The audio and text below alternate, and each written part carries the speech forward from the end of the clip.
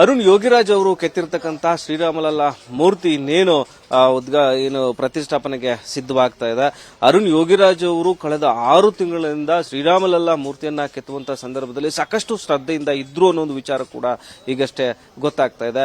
ಅವ್ರು ಯಾವ ರೀತಿ ಶ್ರದ್ಧೆಯಿಂದ ಇದ್ರು, ಯಾವ ರೀತಿ ದಿನಚರಿಯನ್ನ ಮೈಗೂಡಿಸ್ಕೊಂಡಿದ್ರು ಅನ್ನೋದ್ರ ಬಗ್ಗೆ ಅವರ ಪತ್ನಿ ವಿಜೇತ ಇದ್ದಾರೆ, ಅವ್ರನ್ನ ಮಾತಾಡ್ಸೋಣ. ಮೇಡಮ್, ಈಗ ಒಂದು ಶಿಲೆಯಾಗಿ ಒಂದು ಮೂರ್ತಿಯಾಗಿ ರೂಪುಗೊಳ್ಳಬೇಕಾದ್ರೆ ಸಾಕಷ್ಟು ಪರಿಶ್ರಮ ಮತ್ತೆ ಮನಸ್ಥಿತಿ ಎಲ್ಲವೂ ಕೂಡ ಚೆನ್ನಾಗಿರ್ಬೇಕು.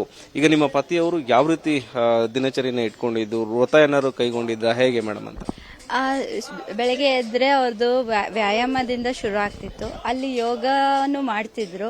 ಮತ್ತೆ ಅವರು ಶಕ್ತಿ ಬೇಕು ಕೆಲಸ ಮಾಡ್ಲಿಕ್ಕೆ. ಅವಾಗ ನ್ಯೂಟ್ರಿಷನ್ಸ್ ಏನು ಊಟ ಮಾಡ್ತೀರಾ ನೀವು, ಅದ್ರ ಬಗ್ಗೆ ತುಂಬಾ ಕಾಳಜಿ ವಹಿಸಬೇಕು. ಪ್ರೋಟೀನ್ಸ್ ಇಂಟೇಕ್ ಆಗಲಿ, ಫುಡ್ ಹ್ಯಾಬಿಟ್ಸ್ ಆಗಲಿ ನಾವು ಕಟ್ನಿಟ್ಟಲ್ಲಿ ಇಟ್ಕೋಬೇಕು. ಅದೆಲ್ಲ ಅಲ್ಲಿ ಟ್ರಸ್ಟಿಂದ ಮಾಡಿದ್ರು. ಅವ್ರಿಗೆ ಕ್ಯಾಂಟೀನ್ ಆಗಲಿ, ಅವ್ರಿಗೆ ಭಟ್ರಾಗಲಿ ಅರೇಂಜ್ ಆಗಿತ್ತು. ಫುಲ್ ಟೀಮ್ಗೆ 3 ಶಿಲ್ಪಿ ಅವ್ರ ಫುಲ್ ಟೀಮ್ಗೆ ಅರೇಂಜ್ ಆಗಿತ್ತು. ಮತ್ತು ಒಳ್ಳೆ ಭೋಜನನೂ ಸಿಕ್ತಿತ್ತು. ಕಾಳುಗಳು, ಇದು ಮೊಳಕೆ ಕಾಳು ಎಲ್ಲನೂ ಸಿಕ್ತಿತ್ತು. ಮತ್ತು ಇದು ಮಾಡುವಾಗ ಅವರು ಶಾಂತವಾಗಿರಬೇಕು, ಮನಸ್ಥಿತಿ ಶಾಂತವಾಗಿರಬೇಕು. ಅವರ ಸ್ವಭಾವನೇ ಹಾಗಿತ್ತು. ಸೊ ಅದೆಲ್ಲ ಅವ್ರಿಗೆ ಹೆಲ್ಪ್ ಆಯ್ತು. ಅವ್ರ ಒಂಥರ ಸಾಧನೆ ಮಾಡ್ಲಿಕ್ಕೆ ಹೆಲ್ಪ್ ಆಯ್ತಲ್ಲ.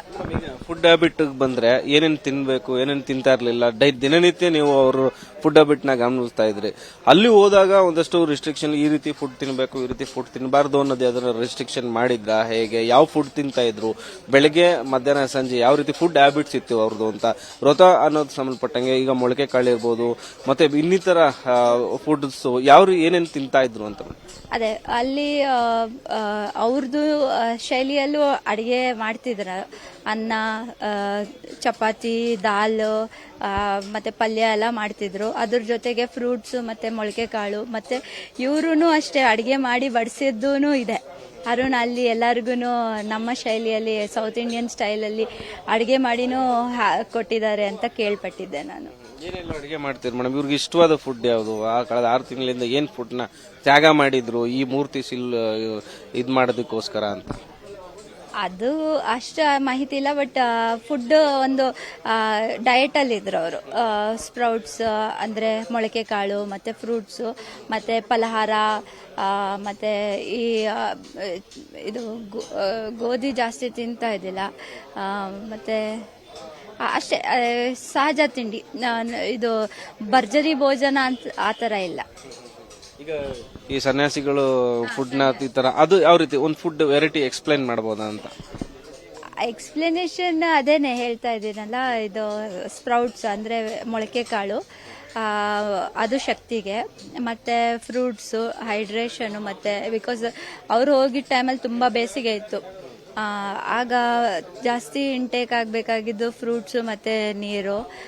ಅದು ಡಿಹೈಡ್ರೇಷನ್ ಅಲ್ಲಿ ಇರಬೇಕಿತ್ತು. ಮತ್ತು ಅವರ ಶಕ್ತಿಗೆ ಎಲ್ಲ ಥರ ಇದು ಪಲ್ಯಗಳು, ತರಕಾರಿ ಪಲ್ಯಗಳು, ಮತ್ತು ಅಲ್ಲಿ ದಾಲ್ ಫೇಮಸ್. ಮತ್ತು ಇಲ್ಲಿನ ಟೊಮೆಟೊ ಬಾತ್, ವೆಜಿಟೇಬಲ್ ಬಾತ್, ಪಲಾವ್ ಎಲ್ಲ ಹೇಳ್ಕೊಟ್ಟಿದ್ದಾರೆ. ಅವರು ಮಾಡ್ತಿದ್ರು. ಚಿತ್ರಾನ್ನ ಆಗಲಿ, ಪುಳಿಯೋಗರೆ ಆಗಲಿ ಎಲ್ಲ ಮಾಡ್ತಿದ್ರು. ಅಲ್ಲಿ ಏನಾದ್ರು ಹರಕೆ ಇಟ್ಕೊಂಡಿದ್ರ? ಈ ಮೂರ್ತಿ ಶಿಲೆನ ಉತ್ತಮವಾಗಿ ಮೂಡಿ ಬಂದ್ರೆ ಈ ತರ ಹರಕೆನ ತೀರಿಸ್ತೀನಿ ಅಂತೇಳಿ ಹರಕೆ ಏನಾದ್ರು ಕಟ್ಕೊಂಡಿದ್ರ? ಯಾವ್ದಾದ್ರು ದೇವ್ರಿಗೆ ಏನಾದ್ರು ಬೇಡ್ಕೊಂಡಿದ್ರ ಹೇಗೆ ಅಂತ? ನಿಮ್ಗೆ ಫೋನ್ ಮಾಡಿದ ಕನ್ವರ್ಸೇಷನ್ ಅಲ್ಲಿ ಏನಾರು ಹೇಳ್ಕೊಂಡಿದ್ರ ಅಂತ? ಹರಕೆ ಆ ಥರ ಏನಿಲ್ಲ. ಬಟ್ ಅವರು ನಂಬಿದ ದೇವರು, ಮನೆ ದೇವರು ಸಿದ್ದಪ್ಪಾಜಿ ಮತ್ತೆ ಚೌಡೇಶ್ವರಿ ಅವರು ತುಂಬಾ ಸಿದ್ದಪ್ಪಾಜಿ ದೇವ್ರನ್ನ ತುಂಬಾ ನಂಬ್ತಿದ್ರು. ಈ ಮೂರ್ತಿ ಏನಾದ್ರು ಇದಾದಾಗ ಸಿದ್ದಪ್ಪಾಜಿ ದೇವಸ್ಥಾನಕ್ಕೆ ಸನ್ನಿಧಾನಕ್ಕೆ ಹೋಗಿ ಪೂಜೆ ಮಾಡಿಸ್ತೀನಿ ಆ ತರದ್ ಏನಾದ್ರು ಹರಕೆ ಇದೆಯಾ ಅಂತ? ಹರಕೆ ಪ್ರತಿ ನಾವು ಯಾವಾಗ್ಲೂ ಒಂದು ಒಳ್ಳೆ ಕಾರ್ಯ ಮಾಡ್ಲಿ ಶುರು ಮಾಡೋದು ಅಥವಾ ಮುಗ್ದಾಗ ಚಿಕ್ಕಲ್ಲೂರಿಗೆ ಹೋಗಿ ಪೂಜೆ ಸಲ್ಲಿಸ್ಕೊಂಡು ಬರ್ತೀವಿ. ಹಾಗೇನೆ ಇದಕ್ಕೂ ಮಾಡಿದೀವಿ. ಮತ್ತೆ ಅವರೊಂದು ದೇವಸ್ಥಾನ ಕಟ್ಟಿಸ್ತಾ ಇದ್ದಾರೆ, ಸಿದ್ದಪ್ಪಾಜಿ ದೇವಸ್ಥಾನ ಊರಲ್ಲಿ.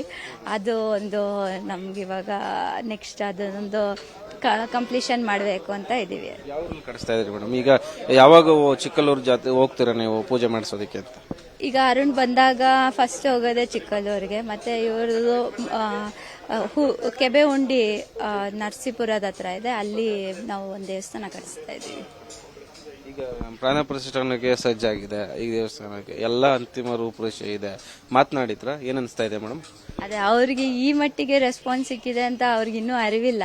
ಬಟ್ ಅವ್ರಿಗೆ ಅರಗಿಸ್ಕೊಳಕ್ ಶಕ್ತಿ ಕೊಡಿ ಅಂತ ದೇವರಲ್ಲಿ ಪ್ರಾರ್ಥಿಸ್ತಾ ಇದ್ದಾರೆ. ಯಾಕಂದ್ರೆ ಇದೊಂದು ಅವ್ರಿಗೆ ಮಾಡಿ ಇಷ್ಟು ಇದು ಎಲ್ಲರಂತ ಅಕ್ಸೆಪ್ಟೆನ್ಸ್ ಆಗಿದೆ ಅಂತಾನೆ ನಂಬಕ್ಕೆ ಸಾಧ್ಯ ಆಗ್ತಿಲ್ಲ ಅಂತ. Thank you.